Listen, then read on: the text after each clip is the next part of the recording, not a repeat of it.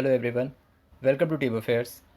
इस वीडियो में बात करेंगे बैंकिंग एंड फाइनेंशियल अवेयरनेस 11 से 21 जून तक के बीच में जो इंपॉर्टेंट बैंकिंग, फाइनेंस और इकोनॉमी के न्यूज़ बने, ये उसका वीडियो है।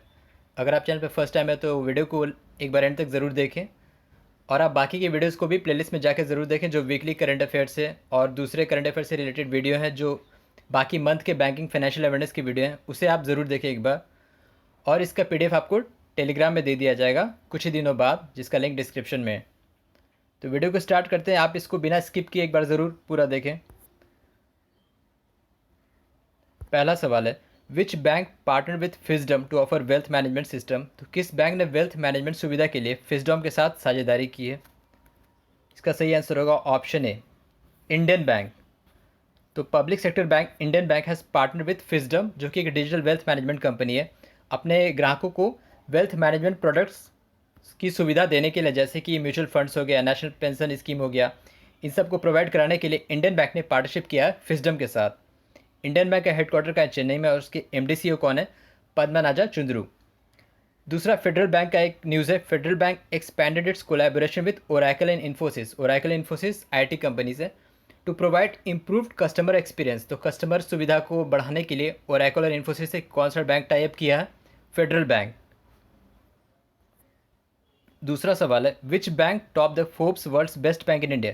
तो फोर्ब्स की सूची में भारत में विश्व के सबसे सर्विसेज बैंक की लिस्ट में सबसे शीर्ष पर कौन सा बैंक है? इसका सही जवाब होगा option B, DBS bank. DBS bank क्या है? Development bank of Singapore. तो DBS bank out of 30 domestic and international bank जो कि इंडिया में ऑपरेशनल है, उसमें सबसे टॉप पर है फोर्ब्स की लिस्ट में। तो DBS bank is the Forbes की लिस्ट में world's best bank in India है। DBS बैंक जो कि डेवलपमेंट बैंक ऑफ सिंगापुर है, ये इंडिया में ऑपरेट हो रहा है और इसके CEO कौन है? पीयूष गुप्ता। तो टोटल मतलब और भी बैंकों का सर्वे में लिया गया था, तो उसमें सबसे बेस्ट परफॉर्मेंस रहा DBS बैंक का, डेवलपमेंट बैंक ऑफ सिंगापुर। दूसरे रैंक पर है कौन सा? CSB bank, Catholic and Syrian bank, और तीसरे रैंक पर है ICICI बैंक। तो ये 3 बेस्ट बैंक है एज पर Forbes best bank in India.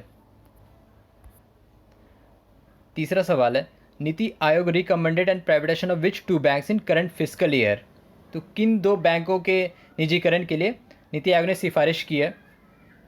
तो इसका सही जवाब होगा option C, central bank of India और इंडियन ओवरसीज़ बैंक। तो इस बार बजट में ही अनाउंसमेंट हुआ था कि जो सरकार है डिस इन्वेस्टमेंट के लिए टारगेट रखा है 1.75 लाख करोड़, तो उसमें निजीकरण होगा 2 बैंकों का। तो उन 2 बैंकों के नाम पर चर्चा हो रही है, सेंट्रल बैंक ऑफ इंडिया और इंडियन ओवरसीज़ बैंक।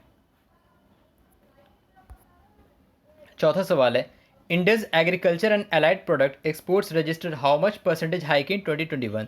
तो वित्त वर्ष 2020-21 में भारत का कृषि निर्यात में कितने प्रतिशत की बढ़ोतरी हुई है? इसका सही जवाब होगा ऑप्शन डी, 17.34, 17.34% की बढ़ोतरी हुई है जो कि निर्यात हुआ है एग्रीकल्चर और एलाइड प्रोडक्ट्स के एक्सपोर्ट में। तो एग्रीकल्चर एंड एलाइड प्रोडक्ट्स में जो इंक्रीमेंट हुआ है 17.34%, जिसका मॉनेटरी वैल्यू कितना है? $41.25 बिलियन इस फिजिकल मतलब 2020-21 फिजिकल ईयर में। तो इंडिया का जो एग्रीकल्चर और एलाइड इंपोर्ट रहा वो कितना रहा? 20.67 बिलियन। और एक्सपोर्ट जो है उसमें बढ़ोतरी हुई कितना? 17.34%।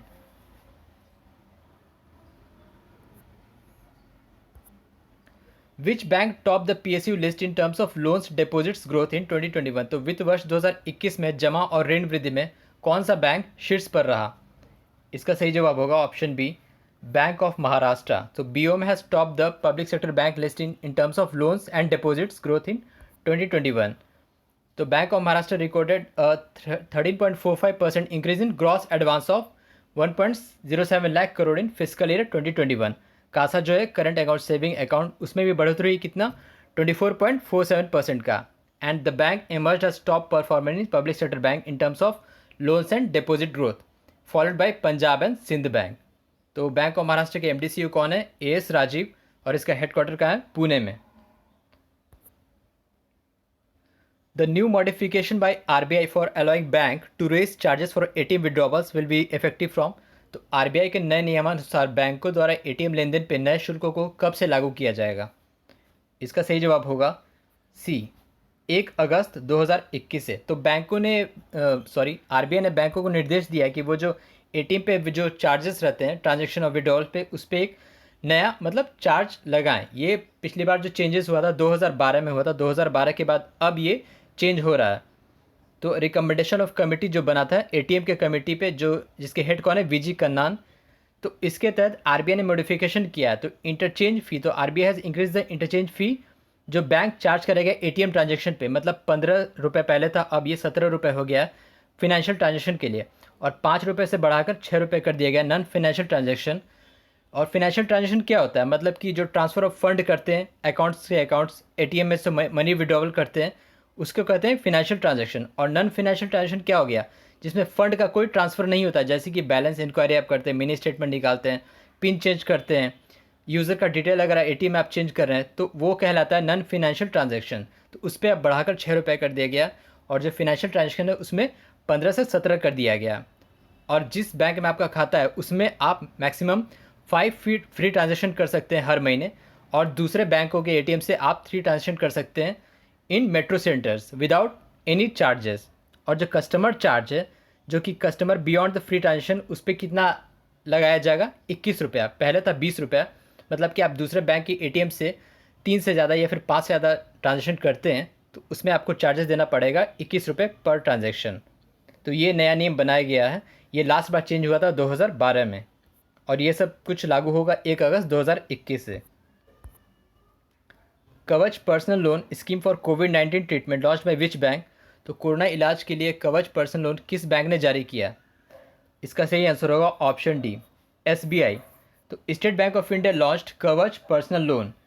तो कोलैटरल फ्री पर्सनल लोन है जिसका रेंज रहेगा 25,000 से 5 लाख, और at the interest rate of 8.5%। State bank का हेडक्वार्टर का है मुंबई में, और इसके चेयरमैन कौन है, दिनेश कुमार खारा। Recently India forex reserve crossed record for the first time. कितना का मतलब जो भारत का विदेशी मुद्रा भंडार है वो कितना का आंकड़ा पार किया है पहली बार। इसका सही आंसर होगा ऑप्शन ए, $600 बिलियन। तो India forex reserve crossed $600 billion for the first time.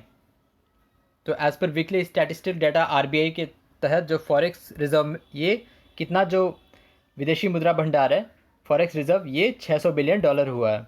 Countries foreign exchange reserve crossed 600 billion mark for the first time. कितने का इसमें बढ़ोतरी हुआ, $6.84 बिलियन की बढ़ोतरी हुआ इसमें। एफसीए जो होता है फॉरेन करेंसी एसेट्स, इसमें भी कितने का हाइक हुआ है, $7.36 बिलियन का। तो टोटल इस पर वैल्यू कितना बन गया, $560.89। गोल्ड रिजर्व में डिक्लाइनेशन हुआ है कितना, $37.60 बिलियन का। और जो एसडीआर है स्पेशल ड्राइंग राइट्स, जो कि the SDR with the international monetary fund, इसमें भी कमी हुआ है कितना, $1 मिलियन का, जिसका फाइनल वैल्यू क्या है, $1.53 मिलियन।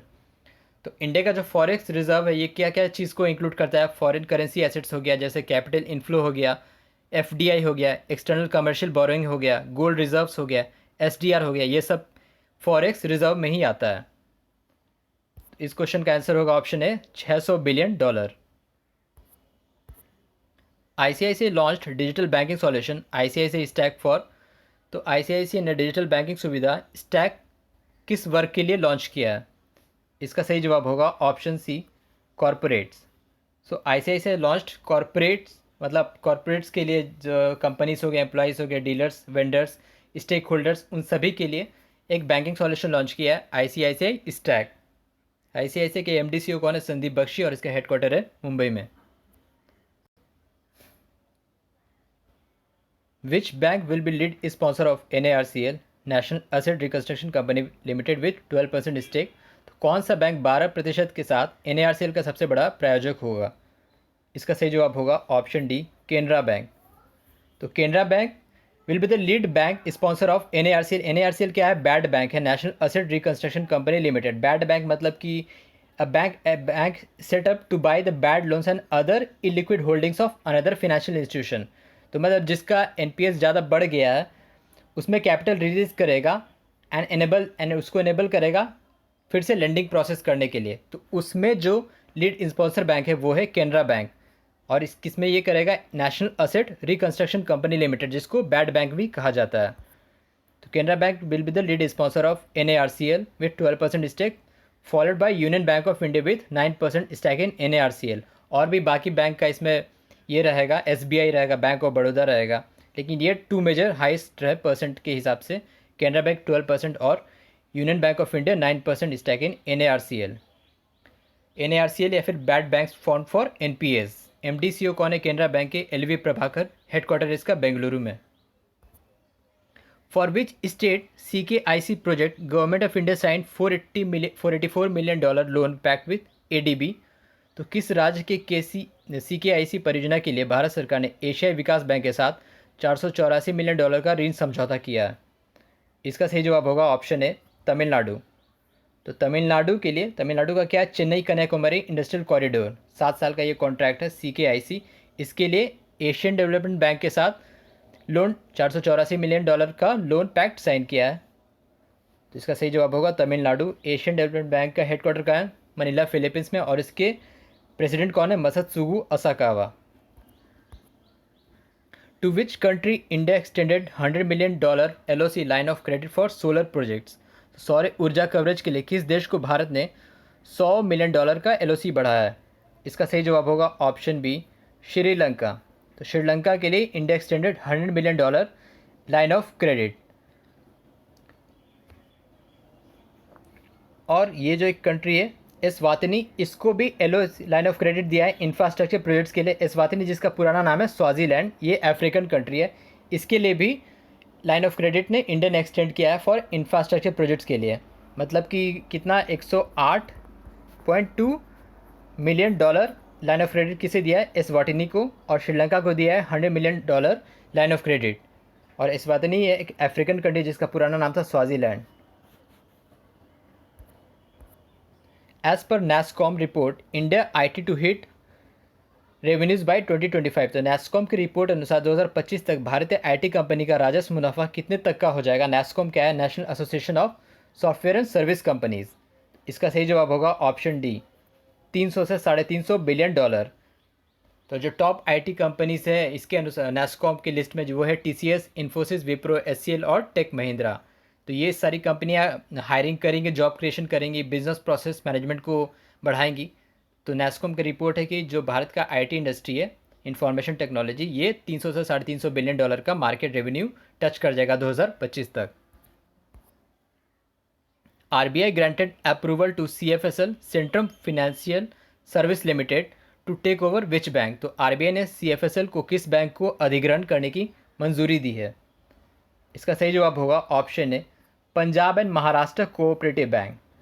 तो Punjab and Maharashtra cooperative bank के अधिग्रहण के लिए RBI ग्रांट किया है CFSL को कि वो एक स्मॉल फाइनेंस बैंक बनाएगा, टू सेटअप है small finance bank to take over the Punjab and Maharashtra cooperative bank को। और इसमें कैपिटल इन्फ्यूजन भी करेगा CFSL, कितने का? 1800 करोड़ का। सेंट्रम कैपिटल जो है, सेंट्रम फाइनेंशियल सर्विस लिमिटेड, ये 1800 करोड़ का कैपिटल इन्फ्यूजन करेगा और एक स्मॉल फाइनेंस बैंक बनाएगा to take over Punjab and Maharashtra cooperative bank. Other news from RBI। तो RBI permitted mobile prepaid recharge, इसको एक और इंक्लूड किया किसमें? भारत बिल पेमेंट सिस्टम में। तो भारत BBPS में मोबाइल प्रीपेड रिचार्ज को भी इंक्लूड किया है as an additional biller category under Bharat bill payment system payment and settlement act 2007। तो पहले जो था BBPS पे, ये 5 कैटेगरी का ही ये रिकरिंग बिल्स का सुविधा था, DTH, electricity, gas, telecom and water. अब इसमें इंक्लूड क्या किया है? मोबाइल प्रीपेड रिचार्ज को। Bharat bill payment system is a platform for repetitive bill payments and bill payment के लिए। RBI से दूसरा न्यूज़ है, RBI bans DHFL Dewan housing finance limited from taking deposits under Piramal group. One liners अब देख लेते हैं। PayNearby tied up with India first life insurance launched insurance solution for retailers Purna Suraksha. किसके साथ टाई अप किया है? पे नियर बाय मतलब India first life insurance plan जो रिटेलर्स के लिए, उसका नाम है Purna Suraksha. LIC chairman MR Kumar gets 9 month extension. ICRA projects India's GDP growth rate in physical year 22 at 8.5%। ये जो GDP प्रोजेक्शन है ये फ्लक्चुएट करते रहता है हर 7 दिन 10 दिन पे, तो इसे अभी याद रखने की ज़रूरत नहीं है। RBI appointed GC Chaturvedi as part-time chairman of ICICI Bank, which has launched Banking and Financial Services NFO for its customer new fund offer, HDFC Mutual Fund. Dash has set up entity BASL to administer and supervise activities of SEBI and RIA. ये है Bombay stock exchange. तो Bombay stock exchange administration and supervision ये हो गया BASL। इन 44th GST meeting जो कि finance ministry द्वारा chairmanship हुआ, चेयर्ड बाय फिनेंस मिनिस्टर, तो GST cuts for medicine, oxygen, covid test and vaccine unchange रहा कितने पे? 5% पे। तो इसका जो GST स्लैब है ये 5% पे है। Which cement company partner with NABARD for empowering and skilling youths under CSR corporate social responsibility? Ambuja cement. Which small finance bank collaborated with more engage for digital banking? Ujjivan small finance bank. IDFC First Bank launched COVID-19 Employee Fund Relief Program for its low income customer, जिसका नाम है घर घर ration. तो ये 1 liners था और ये 11 से 21 जून तक के बीच का बैंकिंग फाइनेंशियल अवेयरनेस का वीडियो था। आई होप वीडियो आपको अच्छा लगा। So please like, share and subscribe the channel. Thank you very much for watching. Thank you.